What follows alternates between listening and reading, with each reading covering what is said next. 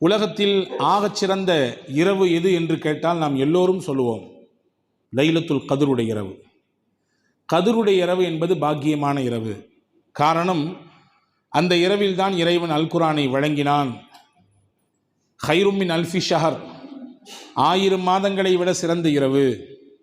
தனஸ்ஸலுல் மலாயிகத்து வர்ரூஹு ஃபீஹா, மலக்குமார்கள் அப்படியே அணியணியாக சாறை சாறையாக இறங்கக்கூடிய இரவு என்று அதற்கான காரணங்களை நீளமாக நாம் பட்டியலிட்டு கொண்டே போவோம். எல்லோருக்கும் தெரியும், வருடத்தில் லைலத்துல் கத்ருடைய இரவு என்பது ஒரு கிடைக்கப்பெறாத பாக்கியமான இரவு. அதே போன்று பகலிலே சிறந்த பகல் என்று எது என்று நீங்கள் கேட்டால், நபிகள் நாயகம் ஸல்லல்லாஹு அலைஹி வஸல்லம் சொல்வார்கள், துல்ஹஜ் மாதத்தினுடைய முதல் 10 நாட்கள். அந்த முதல் 10 நாட்களிலே இருக்கக்கூடிய பகல் இருக்கிறதே, லைலத்துல் கத்ருடைய இரவுக்கு என்ன மகத்துவம் உண்டோ, என்ன பாக்கியம் உண்டோ, அதற்கு இணையான பாக்கியங்களை பெற்றது துல்ஹஜ் மாதத்தினுடைய முதல் 10 நாட்களின் பகல். எனவே தான் அல் குர்ஆனிலே நீங்கள் சூரா ஃபஜ்ர் என்ற அத்தியாயத்தை வாசித்து பாருங்கள். அதனுடைய துவக்க வசனம் வல் ஃபஜ்ர் வலயாலில் அஷ்ர், அதிகாலையின் மீது சத்தியம், 10 இரவுகளின் மீது சத்தியம் என்று அல்லாஹ் சத்தியம் என்று சொல்கிறான். ஒரு பொருளின் மீது இறைவன் சத்தியமிடுவதானால் அதனுடைய மகத்துவம், அதனுடைய கண்ணியம் அல்லாஹ்விடத்திலே மேன்மையானதாக இருக்கும் என்பதனால்தான் அல்லாஹ் அதன் மீது சத்தியமிடுவான். அந்த அடிப்படையிலே இந்த 10 இரவு எது, இந்த 10 பகல் எது என்பதை அறிஞர்கள் சொல்கிறார்கள், துல்ஹஜ் மாதத்தினுடைய முதல் 10 நாட்கள் தான். Karim's biryani paradise at liberty and catering services, கோடம்பாக்கத்தின் அறுசுவை அடையாளம். புகாரி ஷரீஃபிலே ஒரு ஹதீஸ் வந்திருக்கிறது, மாமின் ஐயாமின் அல் அமலு ஸாலிஹு ஃபீஹின்ன அஹப்பு இலல்லாஹி மின் ஹாதிஹில் ஐயாமில் அஷ்ர். அல்லாஹ்விற்கு ரொம்பவும் பிடித்தமான பகல் எது தெரியுமா? அந்த நாட்களில் அந்த பகலில் செய்யக்கூடிய அமல் அல்லாஹ்விற்கு ரொம்ப பிடிக்கும். அது எந்த நாட்கள் என்றால் துல்ஹஜ்ஜினுடைய முதல் 10 நாட்கள். சொல்லிட்டு சொன்னாங்க, சஹாபாக்கள் கேட்டாங்க, யா ரசூலுல்லாஹ், ஜிஹாதுக்கு போவதை விட, ஜிஹாதிலே போய் கலந்து கொள்வதனால் கிடைக்கக்கூடிய கூலியை விட இந்த பர்டிகுலர் 10 நாட்களில் பகலில் செய்யக்கூடிய அமலுக்கு முக்கியத்துவம் உண்டா, மகிமை அதிமை உண்டா, அதிகமான பலன்களை பெற முடியுமா என்று கேட்டார்கள் சஹாபா பெருமக்கள். ஏன் இந்த கேள்வியை வைத்தார்கள் என்றால், அல்லாஹ்வின் அறப்போராட்டத்திலே கலந்து கொள்வதிலே அவ்வளவு ஈடுபாடு, அக்கறை சஹாபாக்களுக்கு அதிகம் உண்டு. இன்றைக்கு தியாகம் என்பது வெறும் பேச்சாக போய்விட்டது, வெறும் வார்த்தை. தியாகத்திற்கென்று ஏதோ சிலர் இருக்கிறார்கள், அவர்கள் மட்டும்தான் தியாகம் செய்ய வேண்டும், அவர்கள் மட்டும்தான் நேரம் கொடுக்க வேண்டும், அவர்கள் மட்டும்தான் உழைக்க வேண்டும், நாமெல்லாம் வேடிக்கை பார்ப்போம், நாமெல்லாம் நம்மால் முடிந்தால் கலந்து கொள்வோம், இல்லை என்றால் ஓரம் நிற்போம் என்பது நம்முடைய காலத்தில் நாம் நெருக்கடியாக ஏற்படுத்தி கொண்ட விஷயங்கள், நமக்கு ஏற்படுத்தி கொடுக்கக்கூடிய அழுத்தங்கள். ஆனால் சஹாபா பெருமக்கள் தியாகத்தின் மறு உருவங்கள். குறிப்பாக சொல்ல போனால் அல்லாஹ்வின் அறப்போராட்டத்திலே கலந்து கொள்வதிலே அவ்வளவு தூரம் அக்கறை.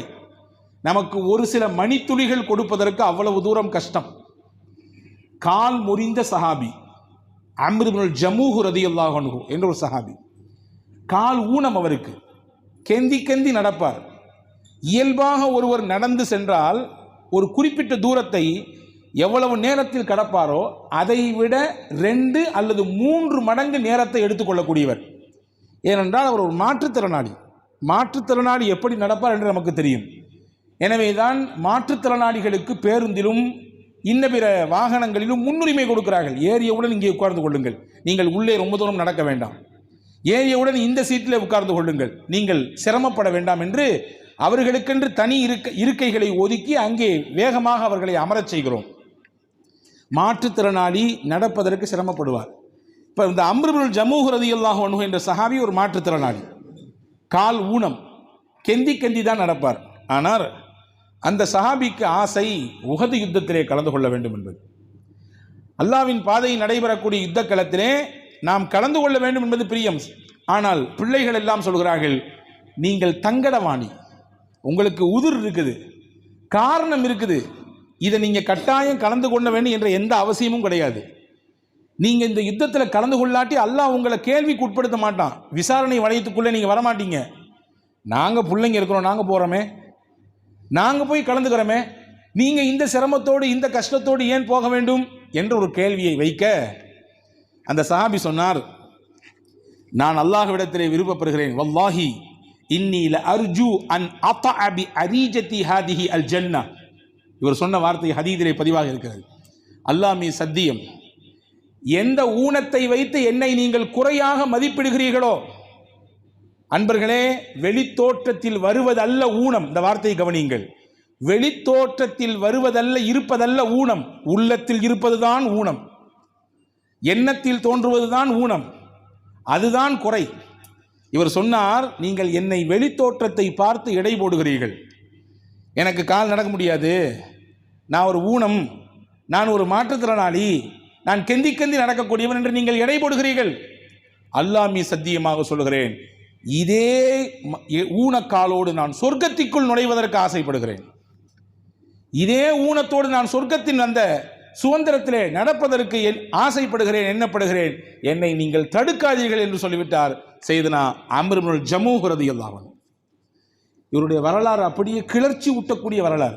நான் பல இடங்களில் சொல்வதுண்டு, நம்முடைய ஜும்மாவின் மேடையிலும் சொல்லியிருக்கிறேன்.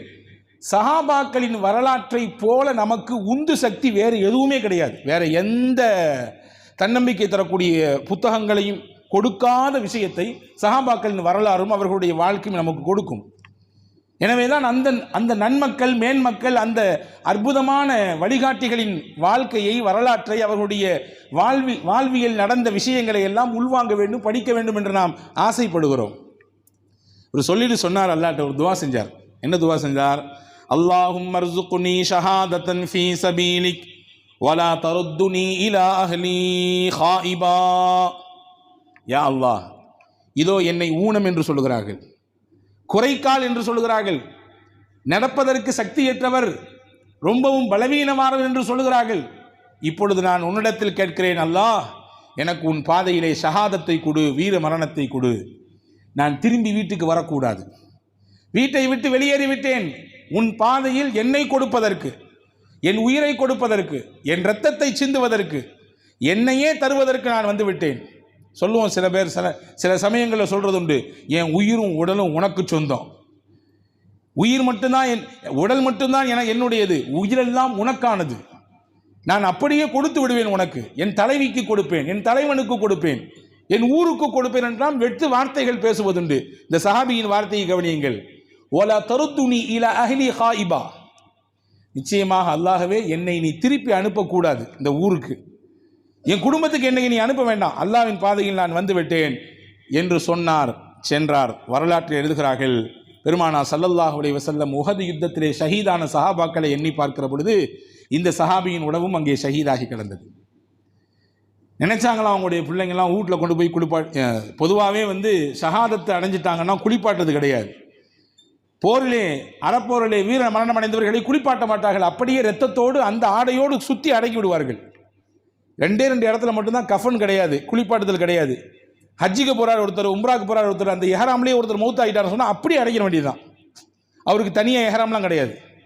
அதே மாதிரி போர்க்களத்துக்கு ஒருவர் போனார், அவர் ஷஹீதாகிவிட்டால் அவருக்கு புதிதாக துணியெல்லாம் அணிவிக்கக்கூடாது, குளிப்பாட்டக்கூடாது, இரத்தத்தை தொடர்த்து விடக்கூடாது, அப்படியே சுருட்டி அடக்கி விட வேண்டும். கொஞ்சம் தூரம் தூக்கிட்டு போகலாம்னு நினச்சாங்க பிள்ளைங்கள்லாம். ஆனால் ரசூல் சொன்னாங்க, தஊஹு லஅல்லல்லாஹு யர்ஸுகுஹு அஷ்ஷஹாதா. பிள்ளைங்கள்லாம் தடுத்தாங்கல்ல, தடுத்த பிள்ளைகளை சொன்னார்கள், அவரை நீங்கள் தடுக்காதீர்கள், விட்டுவிடுங்கள், அல்லாஹ்வின் பாதையிலே அவருக்கு ஒரு எதிர்காலம் இருக்கிறது என்று சொல்லி அனுப்பி வைத்த அந்த சஹாபி ஷஹீதானதற்கு பிறகு அங்கேயே அந்த யுத்தக்களத்திலேயே அடக்கம் செய்யப்பட்டார். இந்த வரலாற்று குறிப்பை பார்க்கிறோம். நான் ஏன் இதை சொல்லுகிறேன் என்றால், அல்லாஹ்வின் பாதையில் நேரம் கொடுப்பதும், உயிரை தருவதும், இரத்தம் சிந்துவதும் அவர்களுக்கு உயிர் மூச்சாக இருந்தது. உள்ளே இழுத்து வெளியே வரக்கூடிய மூச்சு ஒவ்வொன்றும் ஃபீ சபீலில்லாஹ் என்றே துடித்துக் கொண்டிருந்தது. எனவே தான் சஹாபாக்கள் இந்த கேள்வி கேட்குறாங்க. என்ன கேள்வியை? இந்த 10 நாள் சிறப்பான நாள்னு சொல்கிறீங்களே, அல்லாஹ்வின் பாதையிலே போவதை விட சிறப்பான நாட்களா அப்படின்னு கேட்டாங்க. ரசூலுல்லாஹ் சொன்னாங்க, ஆமாம், அல்லாஹ்வுடைய பாதையில் போவதை விட சிறப்பான நாட்கள் தான். ஆனால் இல்லா ரஜுலுன் ஹரஜ பி நஃப்ஸிஹி வ மாலிஹி வ லம் யர்ஜி பி தாலிக பிஷை. ஆனால் ஒருத்தர் அல்லாஹ்வினுடைய பாதைக்கு போனார், தன் பொருளாதாரத்தை கொண்டு போனார், தன் உயிரோடு போனார், ஆனால் திரும்பி அவருடைய பொருளாதாரமும் வரவில்லை, உயிரும் வரவில்லை, ஷஹீதாகிவிட்டார் என்றால் அவருடைய அந்தஸ்துங்கிறது மேன்மையானது. இந்த ஷஹாதத்தை தவிர்த்து ஒருவர் போர்க்களத்துக்கு போகிறார், அந்த போகிற நிலையை விட இந்த 10 நாட்களில், இந்த துல்ஹஜ்ஜினுடைய முதல் 10 நாட்கள் செய்யக்கூடிய அமல் இருக்கிறதே, அந்த பகலில் செய்யக்கூடிய அமல் இருக்கிறது அல்லாஹ்ட்ட ரொம்ப பிடித்தமானது, ரொம்பவும் ஈடேற்றத்திற்குரியது என்று நபிகள் பெருமானார் ஸல்லல்லாஹு அலைஹி வஸல்லம் சொல்லித்தந்த ஹதீதை நாம் இங்கே கவனத்தில் கொள்ள வேண்டும். எனவே அப்படியான சிறப்பு மிகுந்த நாட்கள் நம்மை எதிர்நோக்கி வருகிறது. பொதுவாகவே முஸ்லீம் சமூகத்திடத்திலே ரமலானுக்கென்று ஒரு சிறப்பு அந்தஸ்து இருக்குது, எல்லாத்துக்கும் இருக்குது. ரமலானில் கூடுதலாக தொழுவோம், ரமலானில் கூடுதலாக அமல் செய்வோம், ரமலானுடைய பகலிலே இரவிலே முக்கியத்துவம் கொடுப்போம், நல்ல அமலிலே ரொம்ப போட்டிகள் இருக்கும், ரொம்ப அதை ஆர்வத்தோடு செய்வோம். ஆனால் அதுக்கு நிகரான ஒரு நல்ல கூலியை பெற்றுத்தரக்கூடிய நாட்கள் இந்த துல்ஹஜ்ஜினுடைய முதல் 10 நாட்கள் என்பதை நாம் இங்கே கவனத்தில் கொள்ள வேண்டும். எனவேதான் நபிகள் நாயகம் ஸல்லல்லாஹு அலைஹி வஸல்லம் அவர்களை பற்றி, அவர்களுடைய சிறப்பான நல்ல அமல்களுடைய முக்கியத்துவத்தை பற்றி சஹாபா பெருமக்களிடத்திலே, குறிப்பாக ஹப்ஸா பின்த் உமர் ரலியல்லாஹு தஆலா அன்ஹா, நபி ஸல்லல்லாஹு அலைஹி வஸல்லம் துணைவியார், அவரிடத்திலே கேட்கப்பட்ட பொழுது சொன்னார்கள், அர்பஉன் லம் யகுன் யதஅஹுன்ன நபிய் ஸல்லல்லாஹு அலைஹி வஸல்லம், 4 விஷயங்களை ரசூலுல்லாஹி ஸல்லல்லாஹு அலைஹி வஸல்லம் விட்டதே கிடையாது. 4 விஷயத்தை பெருமானார் ஸல்லல்லாஹு அலைஹி வஸல்லம் விட்டதே கிடையாது. ஒன்று என்ன? ஆஷூராவுடைய நோன்பை விட்டதே கிடையாது. முஹர்ரம் மாசத்திலே வருமே 10வது நாள் நோன்பு, அந்த 10ஆம் நாள் நோன்பை பெருமானார் ஸல்லல்லாஹு அலைஹி வஸல்லம் விட்டதே இல்லை. இரண்டாவதாக சொன்னார்கள் ஹப்ஸா ரலியல்லாஹு தஆலா அன்ஹா, துல்ஹஜ் மாதத்தினுடைய முதல் 10 நாட்களிலே அவர்கள் நோன்பு இருப்பார்கள் பெருமானார் ஸல்லல்லாஹு அலைஹி வஸல்லம். நம்ம பெருமானும் அந்த 9வது நாள் நோன்பு இருப்போம், அரஃபாவுடைய நாள். ஆனால் ரசூலுல்லாஹ் முதல் 10 நாட்கள் முழுவதுமாக நோன்பு இருப்பார்கள். அதே போன்று ஒவ்வொரு நாளும் பெருமானார் ஸல்லல்லாஹு அலைஹி வஸல்லம் ஒவ்வொரு மாதமும் 3 நாட்கள் நோன்பு இருப்பார்கள். ஒவ்வொரு மாதமும் 3 நாட்கள், ஐயாமுல் பீத் என்று சொல்லப்படுகிற 13, 14, 15 இந்த பிறை கணக்கிலே பெருமானார் ஸல்லல்லாஹு அலைஹி வஸல்லம் நோன்பு இருப்பார்கள். ரக்அத்தைனி கபிலல் கதாத், 4வது ரசூல் ஸல்லல்லாஹு அலைஹி வஸல்லம் விடாத விஷயம் என்னவென்றால் ஃபஜர் தொழுகைக்கு முன்பு 2 ரக்காயத் சுன்னத். இந்த 4 விஷயத்தை ரசூல் ஸல்லல்லாஹு அலைஹி வஸல்லம் வாழ்க்கையை விட்டதே இல்லை. முஹர்ரம் மாதம் 10 நோன்பு வச்சுருவாங்க, ஒவ்வொரு வருஷமும் துல்ஹஜ் மாதம் முதல் 10 நாட்கள் நோன்பு இருப்பார்கள். அதில் முக்கியத்துவப்படுத்தி அந்த அரஃபாவுடைய நாளுடைய முக்கியத்துவத்தை சொன்னாங்க. 2 வருஷத்தினுடைய பாவத்துக்கு அளிக்கக்கூடிய நன்மையை பெற்றுத்தரக்கூடிய நாள் அரஃபாவுடைய நாள் என்று. அதே போன்று ஒவ்வொரு மாதமும் 3 நாள் நோன்பு இருப்பார்கள். ஒவ்வொரு நாளும் ஃபஜர் தொழுகைக்கு முன்னால் 2 ரக்காயத்தை அவர்கள் விடவே மாட்டார்கள். இந்த 4 விஷயமும் நபிகள் நாயகம் ஸல்லல்லாஹு அலைஹி வஸல்லம் தொடர்ச்சியாக பின்பற்றி கொடுத்தது என்று ஹஜ்ரத் சையதத்துனா ஹப்ஸா பின்த் உமர் ரலியல்லாஹு தஆலா அன்ஹா சொல்வதை நாம் இங்கே கவனத்தில் கொள்ள வேண்டும். இப்போ ரசூலுல்லாஹ் விரும்பி நோன்பிருந்த நாட்களிலே, விரும்பி நல்லமல் செய்த நாட்களிலே முக்கியமான நாள் துல்ஹஜ்ஜினுடைய முதல் 10 நாட்கள் என்பதை நாம் கவனத்தில் கொள்ள வேண்டும். இந்த துல்ஹஜ்ஜினுடைய முதல் 10 நாட்களில் ஒரு 5 விஷயத்தை மட்டும் நாம் கவனத்தோடு செய்தால் போதுமானது. ஒரு 5 விஷயத்தை மட்டும் கொஞ்சம் கூடுதலாக கவனம் எடுத்துக்கொள்ளலாம். ஒன்று என்ன அப்படின்னா, கொஞ்சம் கூடுதலாக அந்த நாட்களிலே துல்ஹஜ் மாத பிறை பிறந்த மாத்திரத்திலேயே அன்றிலிருந்து அந்த 10ஆம் நாள் வரை அல்லாஹ் ஜல்லஷானஹு வ தஆலா அழுத்தம் திருத்தமாக சொல்கிறான், ஃபத்குருல்லாஹ ஃபீ அய்யாமின் மஅதூதாத், சில குறிப்பிட்ட நாட்களிலே அல்லாஹ்வை நீங்கள் அதிகமாக நினைவு கூறுங்கள் என்று சொல்கிறான், ஜிக்ர் செய்யுங்கள் என்று சொல்கிறான். ஐயாமின் மஅதூதாத் என்றால் எது என்பதை குறித்த அறிஞர்கள் பெருமக்கள் சொல்கிறார்கள், துல்ஹஜ்ஜினுடைய முதல் 10 நாட்கள். எனவே இந்த நாட்களிலே நாம் கொஞ்சம் கூடுதலாக ஜிக்ர் செய்வதற்கு நாம் நம்மை பழக்கப்படுத்திக் கொள்வோம். 1. 2வது திலாவத்துல் குர்ஆன், குர்ஆன் ஷரீஃபை கொஞ்சம் அதிகமாக இந்த நாட்களிலே ஓதுவதற்கு, வழமையாக ஓதுகிற வழக்கம் உள்ளவர்கள் கொஞ்சம் இன்னும் அதிகமாக கூடுதலாக இந்த நாட்களிலே ஓதுவதற்கு முயற்சிக்கலாம். 2. 3வது பாவங்கள் அல்லாஹ்விடத்தில் மன்னிக்கப்படுவதற்கும் தௌபாவை செய்வதற்குமான மிகவும் தகுதிமிக்க நாட்களாக இந்த துல்ஹஜ்ஜினுடைய 10 நாட்கள் இருக்கிறது. காரணம் சொல்கிறேன் கேளுங்கள். அரஃபா என்ற நாளில்தான் அல்லாஹ் உலகிலிருந்து போன ஹாஜிகளின் மொத்த பாவங்களையும் கரைக்கிறான். அந்த அரஃபா நாள் இந்த துல்ஹஜ்ஜினுடைய முதல் 10 நாளில் ஒரு நாளாக இருக்கிறது. ஒட்டுமொத்த ஹாஜிகளின் பாவங்கள் அழிக்கப்பட்டு அவர்கள் அன்று பிறந்த பாலகனாக, வலதத்துஹு உம்முஹு, அன்னைக்கு பெத்த அந்த பிள்ளை எப்படி தூய்மையா இருக்குமோ, பாவத்துக்கும் அந்த குழந்தைக்கும் எந்த சம்பந்தமும் இருக்காதோ, அந்த மாதிரியாக மாற்றக்கூடிய நாளாக அரஃபாவுடைய நாள் இருக்கிறது. எனவே இந்த 10 நாள் முழுக்க நாம் அல்லாஹ்விடத்திலே இஸ்திக்ஃபார் செய்வதற்கும் தௌபா செய்வதற்கும் தகுதிமிக்க நாட்கள் என்று அறிஞர் பெருமக்கள் சொல்கிறார்கள். இது 3. 4வது தக்பீர் சொல்வதற்குரிய நாட்கள். பொதுவாக இந்த துல்ஹஜ் மாதத்தினுடைய முதல் 10 நாட்களிலே அதிகப்படியான தக்பீர்கள் சொல்லலாம். அல்லாஹு அக்பர் அல்லாஹு அக்பர் என்று சொல்லக்கூடிய அந்த தக்பீர்களை அதிகம் சொல்லலாம். காரணம் என்னவென்றால், துல்ஹஜ் மாதத்தில் தான் ஹாஜிகள் ஒட்டுமொத்தமாக அந்த மக்கமா நகரிலே ஹஜ்ஜினுடைய முக்கியத்துவம் வாய்ந்த சில பகுதிகளிலே, சில இடங்களிலே தங்கியிருக்கிறார்கள்.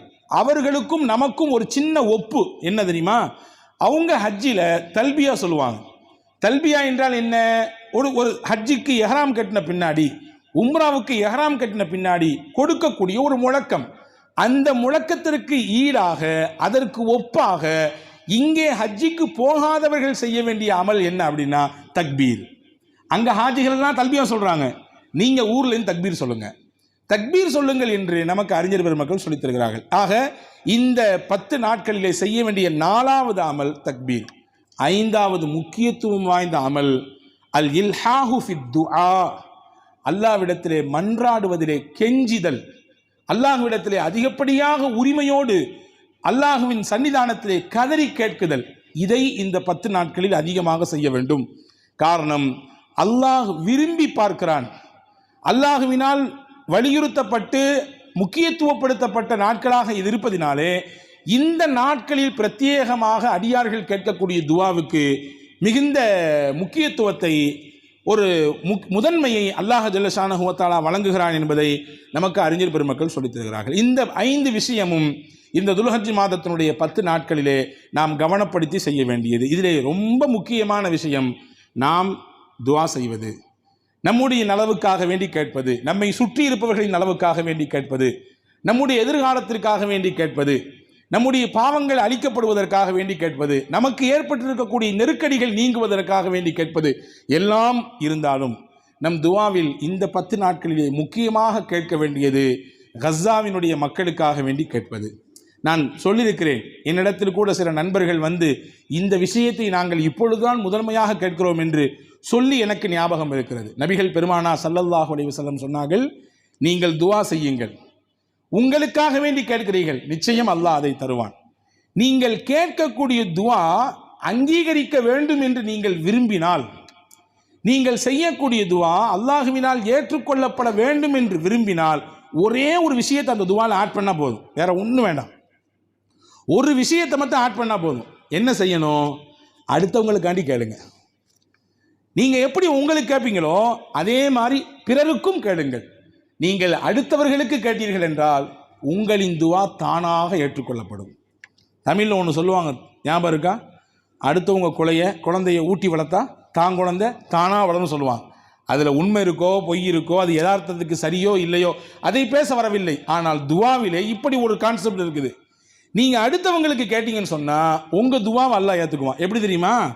நபிகள் பெருமானா ஸல்லல்லாஹு அலைஹி வஸல்லம் சொன்னார்கள், எந்த ஒரு அடியார் தன்னுடைய துவாவினுடைய இருப்பிலே அமர்ந்து கொண்டு தனக்காக வேண்டி கேட்டுவிட்டு தன் சகோதரருக்காக வேண்டி கேட்க துவங்குகிறாரோ, யா அல்லாஹ், என் நண்பர் இப்படியான ஒரு சிரமத்தில் இருக்கிறார், இந்த தேவையை உன்னிடத்தில் முன்வைத்திருக்கிறார், என்னிடத்திலே துவா செய்ய சொன்னார், அவர் படுகிற சிரமம் எனக்கு தெரியும், அவர் எந்த நெருக்கடியில் இருக்கிறார் என்பது எனக்கு புரியும், எனக்கு தெரிந்திருக்கிறது, அந்த நெருக்கடியை நீக்கி கொடு, அவரின் கவலையை போக்கி கொடு, அவரின் தேவையை நிறைவேற்றி கொடு, அவருடைய கஷ்டத்தை நீ நீக்கி கொடு என்று ஒருவர் கேட்டால், நபி ஸல்லல்லாஹு அலைஹி வஸல்லம் சொன்னாங்க, உடனே அல்லாஹ் அவருக்கு பக்கத்தில் மலக்கை நியமிக்கான். நியமிக்கப்பட்ட மலக்கு என்ன செய்வார்? யா அல்லாஹ் ஆமீன், அல்லாஹும்ம ஆமீன், யா அல்லாஹ் இவர் கேட்கக்கூடிய துவாவை கபூல் செய். நீ கபூல் செஞ்சா மட்டும் பத்தாது, அவர் அடுத்தவங்களுக்கு கேட்குறாரு பத்தியா, அதை எல்லாத்தையும் இவருக்கும் நீ கொடுக்கணும். அடுத்தவங்களுக்கு இவர் நல்லதை கேட்டா அதை இவருக்கு கொடுக்கணும். அடுத்தவங்க படுற கஷ்டத்தை சிரமத்தை இவர் உணர்ந்து வேண்டாம் என்று தவிர்ந்தால் இவருக்கு நீ அதை கொடுக்காம இருக்கணும். அவர் பசியால் இருக்காரு, பட்டினியால் இருக்காரு, சிரமப்படுறாரு, கடன்ல தொந்தரவுல இருக்கிறாரு, பெரிய மன கஷ்டத்தில் இருக்காரு, பாரத்தில் இருக்காரு, அதை நீக்கி கொடு என்று இவர் கேட்டால் நீ அவருக்கு அந்த மனபாரத்தை கொடுக்கக்கூடாது, நீ அவருக்கு அந்த கடன் தொந்தரவை கொடுக்கக்கூடாது, அவருக்கு அந்த பிரச்சனையை நீ கொடுக்கக்கூடாது என்று மலக்கு பக்கத்திலே உட்கார்ந்து கேட்பார் என்று நபிகள் பெருமானார் ஸல்லல்லாஹு அலைஹி வஸல்லம் சொன்னார்கள். இப்போ எனவே துவா செய்வதிலே நம்முடைய துவா அங்கீகரிக்கப்படுவதற்கான எளிமையான வழி, எப்பொழுது நாம் துவா செய்தாலும் பிறரையும் அந்த துவாவிலே சேர்த்து கொள்ள வேண்டும். பரந்தப்பட்ட பார்வையோடு எல்லோருக்குமான துவாவாக அந்த துவா இருக்கும் பொழுது அதோடு சேர்த்து நம்முடைய துவாவும் கபூலாகிவிடும். எனவே இந்த 10 நாட்கள் துவாவுக்குரிய நாட்களாக இருக்கக்கூடிய இந்த 10 நாட்களிலே நாம் குறிப்பாக பலஸ்தீன மக்கள், குறிப்பாக கஸாவினுடைய மக்களுக்காக வேண்டிய அல்லாஹ்விடத்திலே அதிகமாக நாம் கண்ணீர் விட்டு கேட்க வேண்டிய கடமை இருக்கிறது. உலகம் நிராகரித்து நிற்கிறது. பெரும் பெரும் நாடுகள், பல்வேறு விதமான பொருளாதார பின்னணி கொண்டவர்கள், உலகத்தில் பார்க்கப்படுவதற்குரிய இடத்தில் இருக்கக்கூடியவர்கள், சொன்னால் கேட்கலாம் என்கின்ற இடத்தில் இருக்கக்கூடியவர்கள் கூட வாய் மூடி மௌனிகளாக இருக்கும் இந்த நேரத்திலே அல்லாஹ்வின் சன்னிதானத்திலே மட்டுமே நாம் சொல்ல வேண்டிய கடமைப்பட்டிருக்கிறோம். 2023 தொடங்கிய யுத்தம் இன்னைக்கு வரைய சரமாரியான தாக்குதல் அதை சந்தித்து கொண்டிருக்கிறது. பலஸ்தீன மண், கஸாவினுடைய மண், இது அவங்களுக்கு புதுசு இல்லை. நிறைய ஆண்டுகளாக இதை சந்தித்து தான் வருகிறார்கள். ஆனால் இந்த குறிப்பிட்ட இடைவெளியிலே சுமார் 53,000 சொச்சம் மக்கள் அங்கே இந்த போரால், இந்த தாக்குதலால் பாதிக்கப்பட்டு தங்களுடைய இன்னுயிரை இழந்திருக்கிறார்கள். இழந்த 53,000 நபர்களிலே குழந்தைகள் மட்டும் 18,000 குழந்தைகள். இந்த 2 ஆண்டு காலத்திலே பலஸ்தீன மண்ணிலே, கஸாவிலே இறந்த குழந்தைகள் மட்டும் 18,000. சமீபத்திலே இந்த 2-3 நாட்களாக உணவு தடை அங்கே விதிக்கப்பட்டிருக்கிறது.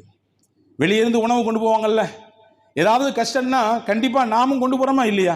ஒரு மழை, ஒரு புயல், ஒரு வெள்ளம் என்றால் நாமும் இறங்குறோமே. பல இடங்களிலே முஸ்லிம் சகோதரர்களை பார்க்கிறோமே, போய் ஓடி ஓடி போய் கொடுக்குறாங்க. அதே மாதிரி நிவாரண முகாம்களுக்கு வரக்கூடிய உணவுகளை எல்லாம் அங்கே அடைக்கப்படுகிறது, போகக்கூடாது. இப்பொழுது கஸாவிலே மிகப்பெரிய உணவு தட்டுப்பாடு ஏற்பட்டிருக்கிறது. இதுநாள் வரை பீரங்கிகளுடைய குண்டுகளுக்கும் அவர்கள் போடக்கூடிய அந்த வெடிச்சத்தத்தையும் கேட்டு வீடுகளை, தன்னுடைய உறவுகளை, சொந்தங்களை இழந்து நிற்கக்கூடிய அந்த மண்ணின் மைந்தர்கள், அந்த குழந்தைகள் இன்னைக்கு சாப்பாடு வழி இல்லாமல், குடிக்கிறதுக்கு தண்ணீர் இல்லாமல் அல்லோல் படக்கூடிய அந்த காட்சிகள் எல்லாம் உள்ளபடியே உள்ளத்தை உருக்குகிறது, என்னென்னவோ செய்கிறது. டப்பாவை தூக்கிக்கிட்டு குழந்தைங்க ஓடி போய் ஏதாவது கிடைக்காதா என்று நிற்கிறார்கள்.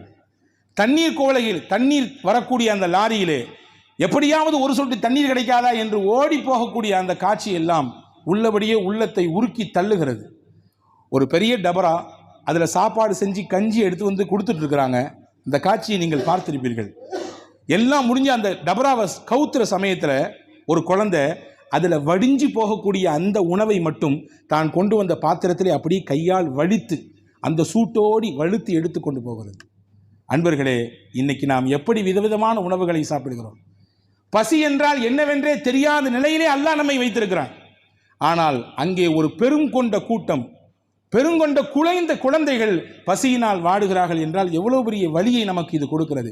ஐநா சொல்கிறது, கடந்த 11 நாட்களில் மட்டும் பசியினால் கஸாவிலே இறந்த குழந்தைகளின் எண்ணிக்கை 57. பசியினால் செத்து போச்சு, இறந்து போச்சு. ஐநா சொல்லுது, இந்த உணவு தடை தொடர்ந்தால் அடுத்த 2 நாளில் இந்த எண்ணிக்கை 14,000 தொடரும். 14,000 குழந்தைகள் பசியினால் உணவு இல்லாமல் செத்து போவார்கள், இறந்து போவார்கள் என்கின்ற குறிப்பு என்ற தகவல் நமக்கு எவ்வளவு பெரிய வேதனையை கொடுக்குது. அன்பான சகோதரர்களே, அனாதையாக்கப்பட்ட சிறுவர்கள், பெற்றோர்கள் இல்லாமல், பராமரிக்க ஆள் இல்லாமல் அங்குமிங்கும் அலைந்து கொண்டிருக்கக்கூடிய அந்த சிறுவர்களின் காட்சி. நம்முடைய தமிழ் கவிஞர் பாரதி சொல்லக்கூடிய வார்த்தை நம்ம எல்லாம் கடந்து வந்திருப்போம். தனி ஒரு மனிதனுக்கு உணவில்லை எனில் இந்த ஜகத்தினை அழித்திடுவோம் என்று சொன்னார் பாரதி. ஆனால் அங்கே ஒரு பெருங்கொண்ட கூட்டத்திற்கே உணவு தடுக்கப்படுகிறது. அராஜக போக்கோடு, அத்துமீறிய அந்த காட்டு மிராண்டித்தனத்தினுடைய உச்சகட்டத்தோடு இன்னைக்கு இஸ்ரேல் என்கின்ற அந்த யூத சயோனிசம் பலஸ்தீனத்தை முற்றிலுமாக அழித்து, கஸா என்கின்ற இடமே மேப்பில் இல்லாத அளவிற்கு நாங்கள் மாற்றி விடுவோம் என்கின்ற எண்ணத்தோடு களத்தில் நிற்கிறார்கள். ஆனால் வல்ல அல்லாஹினுடைய உதவியை நாடி மட்டும் அந்த பகுதி மக்கள் எல்லாம் தொடர்ச்சியாக போராடி கொண்டிருக்கிறார்கள். இழப்புகளும் வேதனைகளும் தொடர்ச்சியான தாக்குதல்களுக்கும் முகம் கொடுத்தும் கூட ஒரே ஒரு நம்பிக்கையின் கீற்று நபிகள் நாயகம் ஸல்லல்லாஹு அலைஹி வஸல்லம் சொல்லியிருக்கிறார்கள், அல்லாஹும்ம பாரிக் லனா ஃபீ ஷாமினா, அல்லாஹும்ம பாரிக் லனா ஃபீ யமனினா. யா அல்லாஹ், எங்கள் ஷாமுக்கு நீ பரக்கத் செய், எங்கள் யமனுக்கு நீ பரக்கத் செய். அந்த ஷாமின் கட்டுப்பட்ட இடம்தான் இது. நிச்சயமாக இந்த பகுதியிலே ஒரு குறிப்பிட்ட இடத்திலே தொடர்ச்சியாக போரையும் நெருக்கடிகளையும் தாக்குதல்களையும் இந்த மக்கள் சந்திப்பார்கள். ஆனால் கடைசி வரை அவர்கள் நிலைத்திருப்பார்கள். வெற்றி நிச்சயம் அவர்களுக்கே என்று பெருமானார் ஸல்லல்லாஹு அலைஹி வஸல்லம் சொன்ன அந்த வார்த்தை இன்று வந்து விடாதா, நாளை வந்து விடாதா, இந்த மாதம் வந்து விடாதா, அடுத்த மாதம் வந்து விடாதா, அடுத்த வருடம் வந்து விடாதா என்கின்ற ஏக்கத்தோடு கஸாவின் மக்கள் இழப்புகள். நீங்கள் யோசிங்க, ஒரு கஷ்டம் தொடர்ச்சியாக 2 தடவை 3 தடவை வந்தாலே நம்ம நிலகுலைஞ்சு போயிடுவோம். ஒன்றும் இல்லைங்க, ஒரே குடும்பத்தில் அடுத்தடுத்து ஒரு 2 நாள் கேப்பில் ஒரு 3 மவுத்து வச்சு யோசிச்சு பாருங்கள். ஒரே குடும்பத்தில் ஒரு 3 நாள் கேப்பில் அடுத்தடுத்து மவுத்து, அந்த குடும்பமே அப்படி உருகி போயிடும், நிலகுலைஞ்சு போயிடுவோம் இல்லையா? ஆனால் அந்த மண்ணில் அந்த மக்கள், அந்த குழந்தைகள், பெண்கள் மட்டும் 15,000 பெண்கள் இந்த போராட்டத்திலே, இந்த தாக்குதலிலே, இந்த 2 வருடத்திலே இறந்திருக்கிறார்கள்.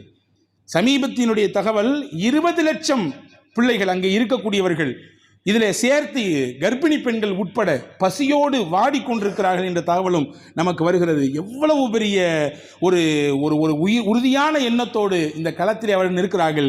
அவர்கள் நிற்பதற்கு மிகப்பெரிய சப்போர்ட்டு, மிகப்பெரிய ஆதரவு அவங்க உலக முஸ்லீம்கள்கிட்ட கேட்கறது, நீங்கள் எங்களுக்காண்டி துவா மட்டும் செய்யுங்கன்றாங்க. எனவே அன்பான சகோதரர்களே, நாம் அந்த மக்களுக்கு ஒவ்வொரு நாளும் துவா செய்ய கடமைப்பட்டிருக்கிறோம். ஒரு நிமிடம்தான் அல்லாஹ் நாடினால் எல்லாவற்றையும் தலைகீழாக மாற்றி விடுவார். பெரும் பெரும் அரபு நாடுகள் இன்னைக்கு யாருக்கு கூஜா தூக்கிட்டு இருக்கான்னு நமக்கு தெரியும். யாருக்கு அவன் பெரிய பச்சை கம்பளம் விரித்து, வைலட் கம்பளம் விரித்து வரவேற்று அவனை உபசரித்து கொண்டிருக்கிறான் என்பது நமக்கு தெரியும். ஆனால் ஒருபுறம் ஒரு பகுதி மக்களே அழிந்து கொண்டிருக்கிறார்கள், ஒரு பெரிய இனப்படுகொலை நடக்கிறது. ஆனால் உலகத்தில் இருக்கக்கூடிய எல்லா அரபு நாடுகளும் சுற்றி நின்று வேடிக்கை பார்க்குது. ஆனால் முஸ்லீம்கள் நாம் வேடிக்கை தானே பார்க்கிறோம், என்ன நம்மால் செய்ய முடியும் என்று மனம் தளர்ந்து விடாதீர்கள். நிச்சயம் நமக்கு இருக்கக்கூடிய மிகப்பெரிய ஆயுதம் அல்லாஹ்விடத்திலே கையேந்துவது, அந்த மக்களுக்காக வேண்டி உருக்கமாக துவா செய்வது, அவர்களுடைய எதிர்கால வெளிச்சத்திற்காக வேண்டி வல்ல அல்லாஹ்விடத்திலே கண்ணீர் விடுவது. நிச்சயம் அந்த கண்ணீர் எத்தனையோ பல சர்வாதிகாரிகளை அழித்து இல்லாமல் ஆக்கியிருக்கிறது. அதே நிலைக்கு இஸ்ரேலும் கூடிய விரைவிலே வரும். அவர்களுக்கு யாரெல்லாம் ஒத்து ஊதி கொண்டிருக்கிறார்களோ அவர்களின் நிலையும் இந்த உலகம் காணும் என்ற நம்பிக்கையை நாம் ஏற்படுத்திக் கொள்வோம். அல்ல அல்லாஹ் இந்த குறித்த 10 நாளிலே, இந்த துல்ஹஜ்ஜினுடைய முதல் 10 நாட்களில் எல்லாவிடத்திலே நாம் அந்த மக்களுக்காக வேண்டி தொடர்ச்சியாக துவா செய்வோம். அல்ல அல்லாஹ் தௌஃபீக் செய்வானாக. ஆமீன். வாஹிரு தாவா அல்ஹம்துலில்லாஹி ரப்பில் ஆலமீன். அஸ்ஸலாமு அலைக்கும்.